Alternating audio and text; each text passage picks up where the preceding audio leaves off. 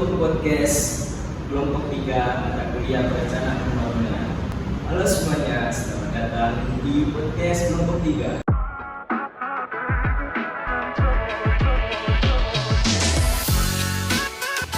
Di sini kami akan membahas ketimpangan di dalam pembangunan desa dan kota.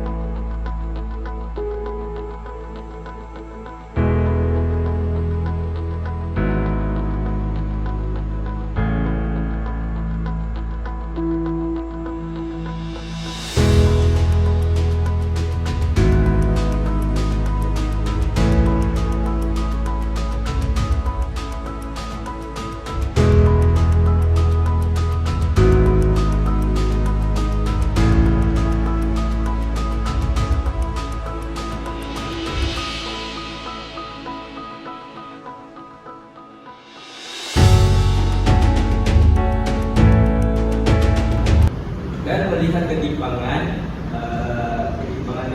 tersebut melalui kacamata teori-teori pembangunan yang digagas oleh para ahli dan mencocokkannya dengan kondisi atau fenomena yang terjadi di Indonesia. Saya Muhammad Adi Fatih Akbar, mahasiswa semester 5 bersama ketiga rekan saya. Saya Cika Amanda Putri, mahasiswa ilmu pemerintah semester 5. Saya David Handayani, mahasiswa ilmu pemerintahan semester 5. Saya Lala Kuliah, mahasiswa ilmu pemerintahan semester 5. Lanjut langsung saja ya ke pembahasan masalahnya. Kita ambil contoh pembangunan di kota-kota besar seperti misalnya di Pontianak nih. Di Pontianak itu fasilitasnya sangat lengkap seperti fasilitas kesehatan, pendidikan, transportasi, jaringan internet dan sebagainya. Sedangkan di desa jangankan fasilitas yang lain, bahkan jalan pun seperti yang kita tahu ya, jalan itu masih jauh dari standar layaknya seperti Pontianak. Nah, benar tuh Radi. Jadi karena fasilitas di kota tuh sangat lengkap dan itu di desa juga nggak lengkap, akhirnya orang tuh berbondong-bondong untuk pindah ke kota dan meninggalkan desa. Nah, akibat dari itu tuh pertumbuhan penduduk di kota tuh jadi membludak gitu. Bener banget tuh Man. Jadi tuh dari fenomena tadi tuh akhirnya tuh banyak malah menimbulkan masalah-masalah baru di desa dan juga kota, di mana di desa itu jadi kekurangan penduduk dan sebaliknya di kota malah jadi penduduknya itu berlebihan. Akibatnya pembangunan di kota itu tuh mulai mengalami banyak sekali masalah karena padatnya penduduk. Makanya obrolan ini penting banget.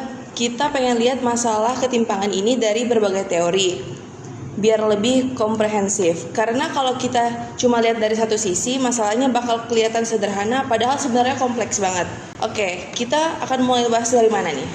Oke, menarik banget nih teman-teman. Kita akan mulai bahas dari teori pembangunan dulu, teori modernisasi oleh Rostow. Nah, jadi si Rostow ini nih mengemukakan bahwa setiap negara tuh pasti akan melewati 5 tahapan dalam pembangunan yang bersifat linear. Yang pertama ada tahapan masyarakat tradisional, lalu prasyarat lepas landas, lalu menuju kedewasaan, dan yang terakhir adalah konsumsi masa tinggi.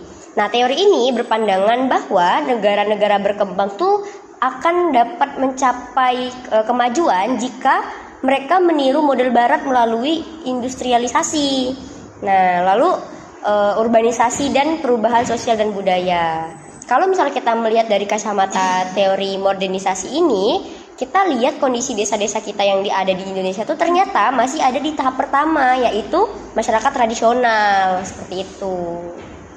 Bener banget sih Man, tapi kalau kita masukkan ke dalam konteks di Indonesia, sebenarnya teori ini tuh bisa dibilang kurang relevan untuk diimplementasikan. Karena Indonesia itu ya seperti kita tahu itu penuh dengan nilai-nilai budaya luhur dan bangsa yang kemungkinan besar akan ikut tergerus kalau kita itu fokus pada pembangunan yang mengikuti gaya barat. Jadi mungkin kita harus cari teori yang mungkin bisa lebih relevan. Nah, gimana kalau dengan teori ketergantungan dari Andre Gunder Frank 1967? Berbeda dengan modernisasi, Frank justru mengkritik bahwa ketimpangan bukan karena desa kurang maju, tapi karena sistem ekonomi yang memang menempatkan kota sebagai pusat kekuasaan. Desa menjadi wilayah pinggiran yang secara tidak langsung dimanfaatkan untuk mendukung kemajuan kota. Ketergantungan ini terlihat dari yang pertama tuh aliran sumber daya dari desa ke kota, harga komoditas desa yang murah, terus ketidakmerataan investasi, minimnya industri di desa. Nah, teori ini menjelaskan bahwa negara maju mengeksploitasi negara berkembang sehingga negara-negara tersebut sulit untuk maju. Oh, jadi kalau misalnya contoh teori ketergantungan tuh kalau misalnya kita lihat kondisi di Indonesia adalah kayak adanya PT Freeport di Papua gitu. Jadi Amerika itu berkembang dengan sangat pesat, sedangkan kita di Indonesia yang sumber daya alamnya dieksploitasi, yang di Papua malah sangat jauh tertinggal kayak gitu ya. Nah, gitulah kira-kira. Oke, dan selain teori ketergantungan tadi itu, ada juga yang namanya teori pembangunan berkelanjutan oleh Brundtland Commission. Jadi teori ini tuh menjelaskan gimana sebuah pembangunan itu tuh harus dapat memenuhi kebutuhan di masa kini tanpa harus mengorbankan kebutuhan generasi yang akan datang dalam kemampuan mereka untuk memenuhi kebutuhan. Jadi kalau kita gunakan kacamata pembangunan berkelanjutan, ketimpangan desa dan kota di Indonesia itu terjadi karena pembangunan yang selama ini dilakukan itu tuh terlalu fokus pada aspek ekonomi tanpa terlalu mempertimbangkan aspek sosial dan juga lingkungan yang ada di desa. Jadi tuh kalau kita lihat di realita lapangan, kota itu memang tumbuh cukup besar, tetapi tetap menimbulkan masalah lainnya seperti meningkatnya polusi, ruang hijau yang menurun, dan juga kualitas hidup yang turun karena kepadatan penduduk tadi. Sedangkan kalau kita lihat di desa secara realita itu memang kualitas lingkungannya itu tuh lebih baik, namun hanya saja fasilitas dari segi ekonomi dan juga sosialnya itu cukup tertinggal. Maka pembangunan yang lebih baik menurut dari teori ini adalah bahwasanya dilakukan pembangunan di antara kota dan juga desa secara seimbang tanpa melakukan kerusakan lingkungan. Nah, dari ketiga teori tersebut, menurut kalian nih, teman-teman aku, teori mana lah yang kira-kira dicocokkan pada negara kita, Indonesia?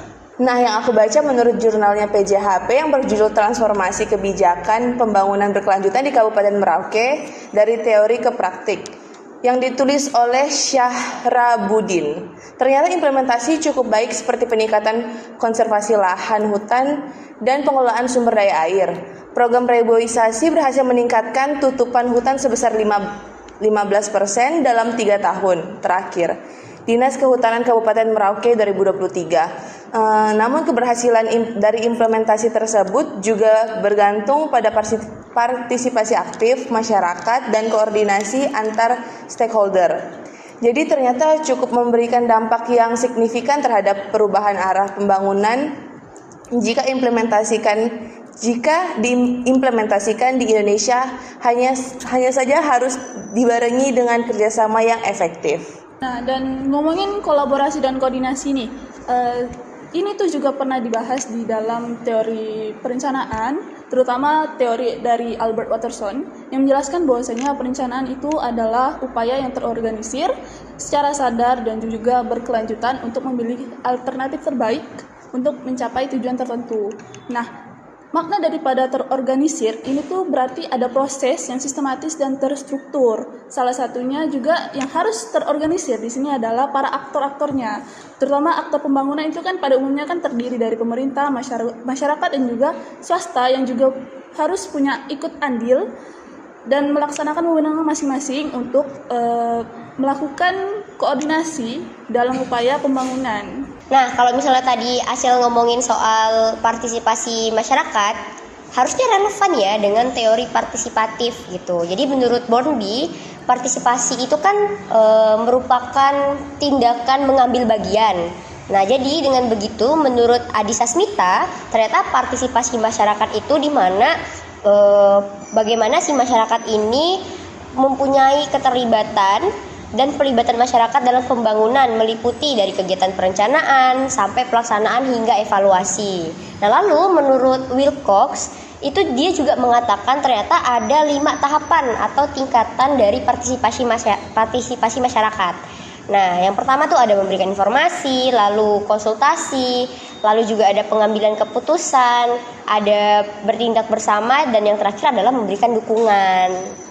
Nah, lalu ada juga nih pendapat dari Wicaksono dan Sidiarto tentang perencanaan partisipasif, di mana mereka ini mendefinisikan bahwasanya perencanaan partisipasif adalah usaha yang dilakukan oleh masyarakat untuk memecahkan masalah yang mereka hadapi agar mencapai kondisi yang diharapkan berdasarkan kebutuhan dan kemampuan mereka secara mandiri. Jadi maksudnya adalah bahwasanya jika ada keterlibatan masyarakat di dalam suatu perencanaan pembangunan, maka output yang dihasilkan itu akan dinilai lebih tepat sasaran karena menyesuaikan dengan kebutuhan mereka dan juga memasukkan pandangan mereka terhadap bagaimana perencanaan itu harus dilakukan. Nah, dari pembahasan kita soal perencanaan pembangunan dengan prinsip partisipasif ini, kira-kira menurut kawan-kawan aku, terutama Manda deh, gimana kira-kira berhasil nggak ya implementasi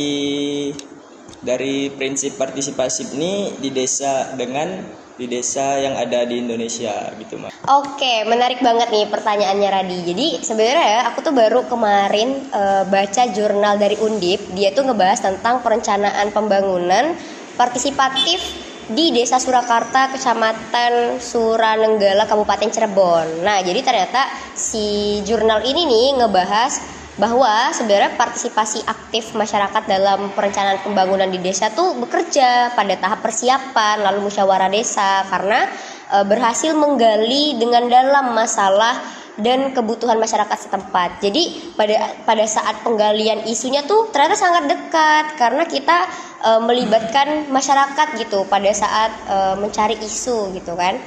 Nah, tapi hanya saja memang masyarakat itu juga tetap perlu diberikan sosialisasi sehingga pada saat proses-proses ini berlangsung dia akan tetap optimal gitu. Seperti itu. Jadi dengan tetap pada hasil yang diharapkan. Gitu. Alright, keren banget nih pembahasan kawan-kawan aku kali ini. Lengkap dengan teori, bukti yang relevan, base penelitian yang sudah ada juga. Mungkin kalau aku boleh nyimpulkan nih, sebenarnya yang diperlukan saat ini itu adalah gimana keterlibatan aktif masyarakat dalam proses pembangunan ya, supaya hasil yang diharapkan sesuai dengan kebutuhan masyarakat. Karena sering kita lihat selama ini proses pembuatan kebijakan tuh selalu dengan konsep top down, sehingga kadang kurang relevan dengan kebutuhan masyarakat. Misalnya masyarakat sebenarnya lagi butuh akses jalan yang baik, tapi program yang masuk ke desa mereka tuh malah kayak program kesehatan dulu misalnya, kan akhirnya tuh nggak sesuai gitu kebutuhan masyarakat, sehingga pemanfaatannya pun kurang optimal. Makanya desa-desa tuh banyak yang tertinggal. Jadi diperlukan masyarakat desa yang diperlukan masyarakat desa tuh sebuah sistem yang melibatkan mereka atau istilahnya tuh bottom up, dan tentu dengan paradigma pembangunan yang berkelanjutan gitu. Baik, luar biasa sekali ya rasanya obrolan kita kali ini. Cukuplah sampai di sini ya. Sampai jumpa di pembahasan selanjutnya ya kawan-kawan. Terima kasih.